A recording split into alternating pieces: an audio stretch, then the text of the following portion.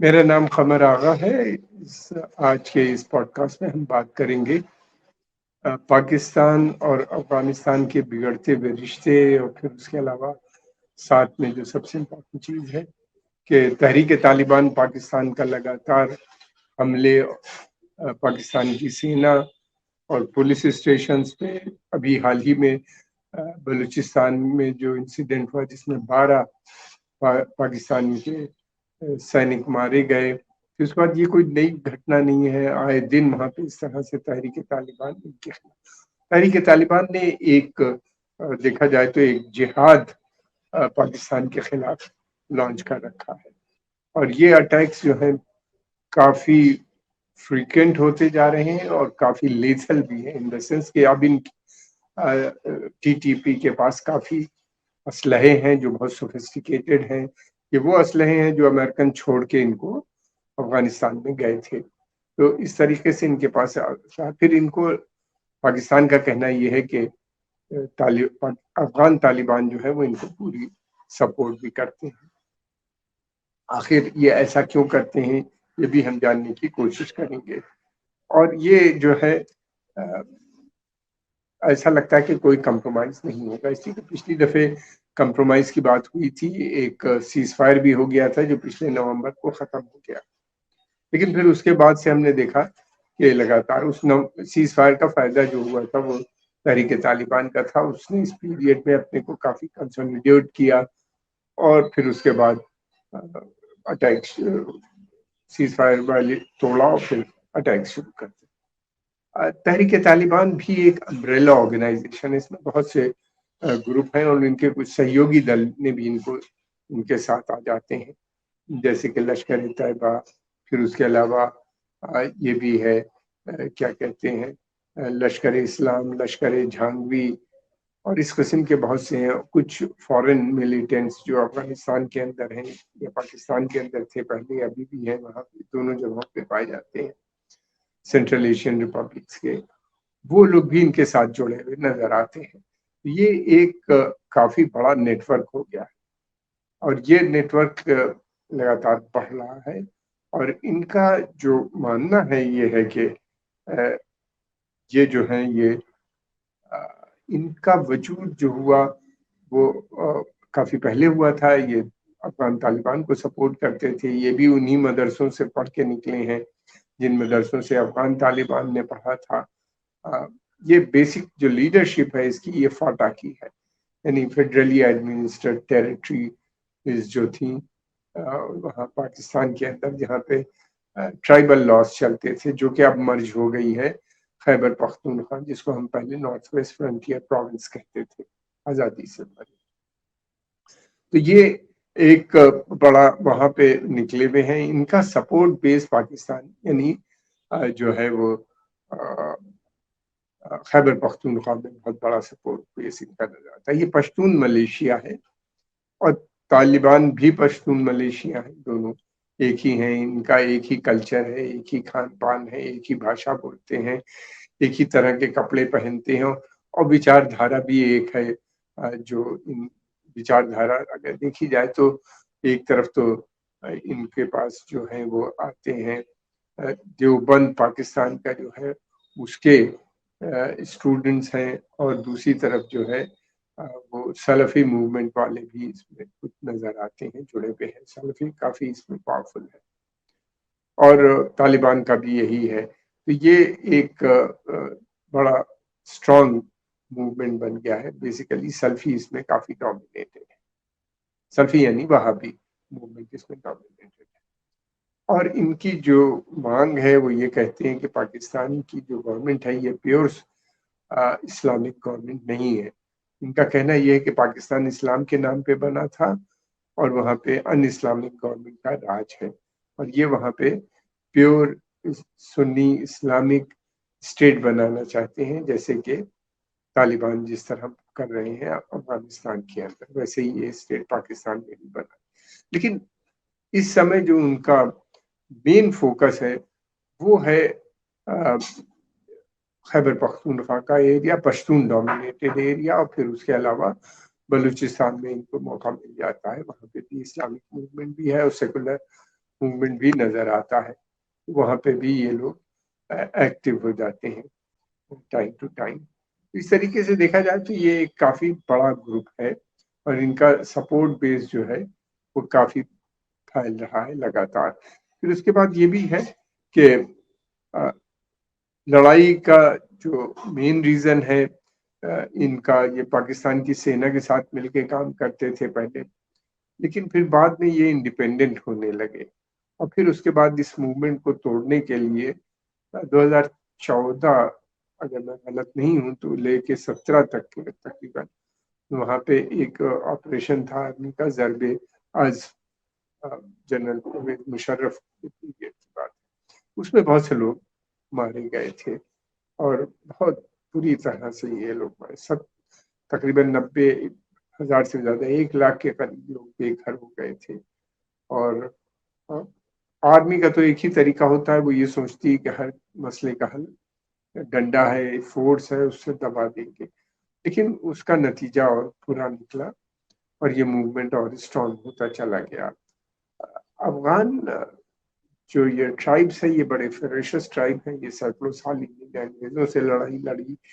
پھر اس کے بعد بھی یہ نہیں بیٹھے، آپس میں بھی لڑتے رہے، اور اب یہ ہے کہ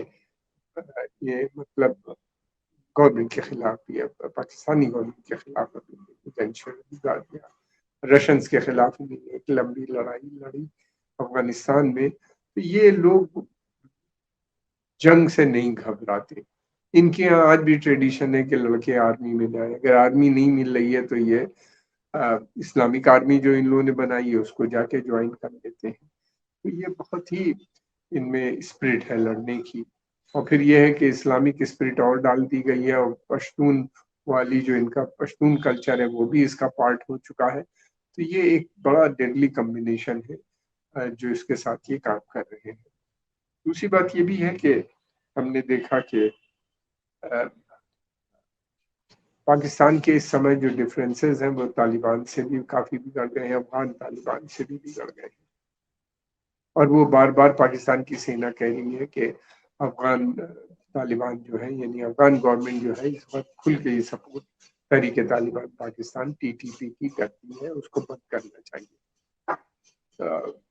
ابھی کل ہی ان کے جو اسپوکس پرسن ہیں انہی نے صاف کہہ دیا کہ یہ مسئلہ آپ کا اندرونی ہے، نمبر 1، نمبر 2 انہی نے یہ کہا کہ ہم کوئی اس طرح کی سپورٹ کسی کو نہیں دیتے، اور آپ کی اس کلیم کو ریجیکٹ کر دیا۔ افغان اور پاکستان کے بھی رشتے جو بگڑے ہیں اس کی کئی وجہیں ہیں۔ اس کی ایک تو وجہ یہ ہے کہ جب شروع سے پاکستان افغان طالبان کو سپورٹ کر رہا تھا، جب طالبان کو امریکن سے ستہ حاصل ہوئی، اس کے بعد اس کو لگا کہ یہ لوگ بہت زیادہ ڈومینیٹ کرتے ہیں، ہر چیز میں ان کی دخل ہو رہا تھا، اور دوسری طرف یہ بھی ان کو لگا کہ پاکستان کی جو نیت ہے وہ بیسیکلی وہاں کے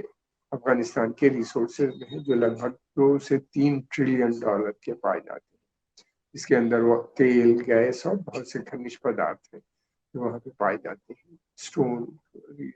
پریشس اسٹون، ہر طرح کی چیزیں وہاں پہ موجود ہیں۔ تو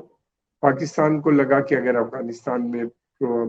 امریکن پرو پاکستانی گورنمنٹ بن جاتی ہے، طالبان آتے ہیں، تو اس کا کافی گریڈ کنٹرول ہو جائے گا ان ریسورسز پہ، تھوڑا سا وہ طالبان کو دے دیں گے، باقی ان کی کمپنیز یا آرمی اس کا فائدہ اٹھائے گی۔ طالبان جب سत्ता میں آ گئے تو ان کو لگا کہ بھائی یہ تو، دوسری بات یہ بھی ہے کہ طالبان کسی کے سے ڈکٹیٹ نہیں لیتے، یعنی افغان جنرل ان کے نیچر میں ہے یہ کسی سے ڈکٹیٹ نہیں لیتے، یہ بہت انڈیپینڈنٹ سوچ کے لوگ ہوتے ہیں۔ تو ان کو لگا کہ ہم خود کیوں نہ کریں، اور ان کے انٹرنیشنل کنیکشن بھی بن گئے، چائنا جو کہ پہلے سے وہاں پہ مائننگ کر رہا تھا اور دوسرے سیکٹر میں، یہ لوگ اب ان سے ڈائریکٹ ڈیل کرنے لگے ہیں، اور یہ لگاتار اس طرح سے مسئلہ آگے بڑھ رہا ہے، تو وہ نہیں چاہتے کہ پاکستان۔ دوسری طرف یہ بھی ہوا کہ پاکستان جو ہے وہ اس سمے ان کو لگا کہ پاکستان سے ہمیں کیا مدد ملے گی، پاکستان کے پاس نہ تو پیسے ہیں، نہ کوئی ٹیکنالوجی ہے بڑی، نہ آرمی کے اندر بھی جس طرح کی ہے وہ جانتے ہیں، بہت اچھی طریقے سے اندر سے دیکھی گئی ہے ان کی آرمی. ان کو لگا کہ پاکستان سے دوری بنانے میں ان کا زیادہ فائدہ ہے، اس لیے کہ افغانستان کی ادھک تر جنتا پاکستان سے بہت نفرت کرتی ہے. اور یہ نفرت آج کی نہیں ہے، شروع سے جب سے پاکستان کا گٹھن ہوا ہے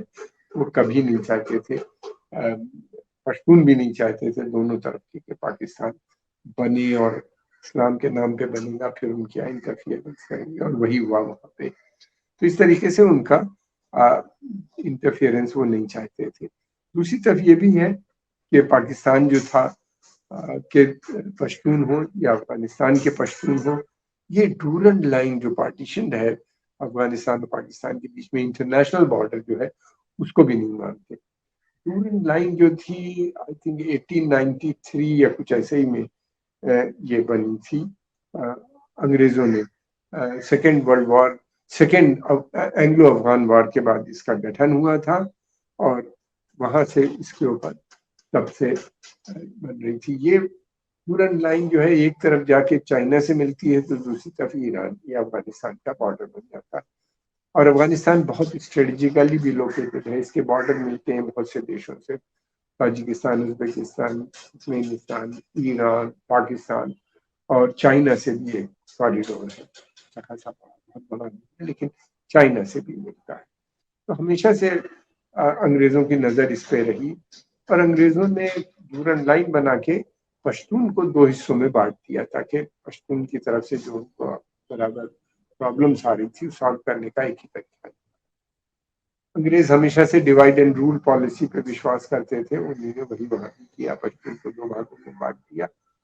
اور پھر اس کے بعد یہ ڈورنڈ لائن جو تھی اس پہ اس کے ساتھ انہوں نے third Afghanistan Anglo Afghan war کے بعد ایک سہمتی ریٹیفائی ہو گئی ہے ٹریٹی 1919 میں، اور تب سے یہ بارڈر بنا ہوا ہے. لیکن افغانستان کی جو پرانی گورنمنٹس تھی انہوں نے بھی اس بارڈر کو نہیں مانا، اور طالبان بھی نہیں مانا. انگریزوں نے دو وجہ سے کیا تھا، ایک تو پشتون کو ڈیوائڈ کر دیا تھا، اور دوسرا یہ تھا کہ ایک انہوں نے افغانستان کو ایک بفر بنا دیا تھا رشیا اور انڈیا کے بیچ میں، تاکہ وہاں پہ سیکیور رہے. تو لگتا تھا ڈر کہ کہیں دشمن انڈیا کی طرف نہ آئے. تو یہ گریٹ گیم کہلاتا ہے. اور یہاں پہ انہوں نے ایک اپنا الگ اس طرح سے کر کے ایک بفر بنایا، افغانستان کو کمزور کر دیا، پشتون بٹ گئے. اور پھر اس کے طالبان کو اب ایسا لگتا ہے کہ طالبان کی سپورٹ بہت زیادہ، افغان طالبان کی جو سپورٹ ہے یہ بہت زیادہ افغانستان میں ہے. ان کو لگتا ہے کہ اگر ان کی بیسک سپورٹ بیس جو ہے وہ ہے یہ پاکستان میں جو پشتون ایریا ہے جو کہلاتا ہے خیبر پختونخوا، یہاں پہ ان کے مدرسے ہیں، یہاں پہ بہت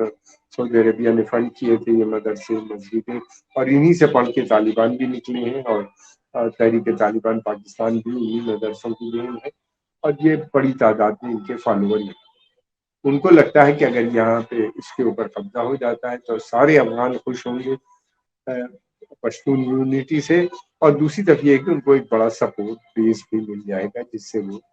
اپنی دمن کی نیتی کو آگے بڑھا سکیں گے. اب یہ ہے پورا مسئلہ،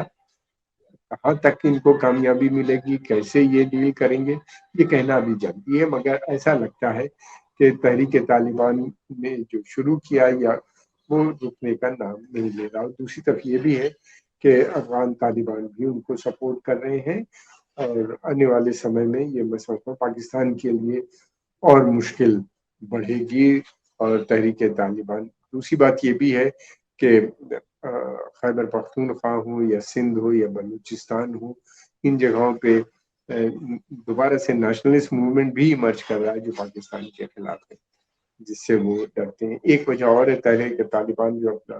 ورچسپ بڑھانے کی کوشش کریں گے، اس کو ایسا لگتا ہے کہ اگر وہ نہیں اس سمے انٹروین کریں گے تو نیشنلسٹ موومنٹ بازی مار لے جائے گا. یہ پشتون محافظ موومنٹ جو ہے یہ بہت پاورفل ہے. تو اس طریقے سے وہ ایک کارن یہ بھی ہے ان کے انٹرفیئرنس کا اس جہاد میں، اور وہ یہ جہاد رکنے والا نظر. پاکستان کی سینا ایک ہی چیز جانتی ہے، ان کے اسپوکس پرسن نے کہا ہے، اور انہوں نے آئیڈینٹیفائی بھی کی ہیں وہ ٹھکانے جہاں جہاں یہ لوگ ایکٹیو ہیں، جس کا مطلب یہ آنے والے سمے میں ایئر اٹیک سے ان کو دھوست کرنے کا بھی پلان بن رہا ہے۔ اگر میں سمجھتا ہوں ایسا ہوا تو موومنٹ امریکنس نے 20 سال یہی کام کیا، ان کو کوئی اپلبدھی نہیں مل پائی، ان میں ان کو چھوڑ کے جانا پڑا، اور پاکستان کی آرمی کی تو کوئی حیثیت ہی نہیں ہے ان کے آگے، اور اگر وہ ایسا کریں گے تو میں سمجھتا ہوں کہ ان کو۔ اور دوسری بات یہ کہ پاکستان کے پاس نہ تو پیسہ ہے، نہ ویپن ہے، نہ تیل ہے لڑائی لڑنے کے لیے، لمبی لڑائی میں وہ افغان طالبان ہوں یا تحریک طالبان ہوں، ان کو انگیج کرنا ان کے لیے مشکل ثابت ہوگا۔ 6-7 بلین ڈالر ان کو ادھار مل گیا ہے، لیکن یہ اگر جنگ ہوتی ہے تو یہ میں سمجھتا ہوں مہینے 15 دن کے اندر ہی ختم ہو جائے گا۔ تو بڑی جنگ کے لڑنے کے وہ قابل نہیں ہے، اور خالی بیچ بیچ میں اٹیک کر دینے سے مسئلوں کا حل نہیں نکل پائے گا، اور آنے والے سمے میں لگتا ہے کہ یہ سمسیا پاکستان کے لیے اور بڑھتی ہوئی نظر آتی ہے۔ آج کے اس پوڈ کاسٹ میں ہم اتنی بات کریں گے، اور جلدی ہی ہم ایک دوسرے نئے ٹاپک پہ آپ سے پھر روبرو ہوں گے۔ ہم کو اجازت دیجیے، ہم آپ کے بہت دھنیواد، آپ کا بہت دھنیواد کہ آپ نے سمجھ نکال کے اس کو دیکھا، اور ہم ساتھ میں یہ بھی کہیں گے کہ آپ کو اپنا سجھاؤ بھی ہمیں کمنٹ باکس میں ضرور ڈالیں، اور یہ بھی بتائیں کہ ہم کس طرح کے پروگرام آپ کے سامنے لے کر حاضر ہیں۔ دھنیواد۔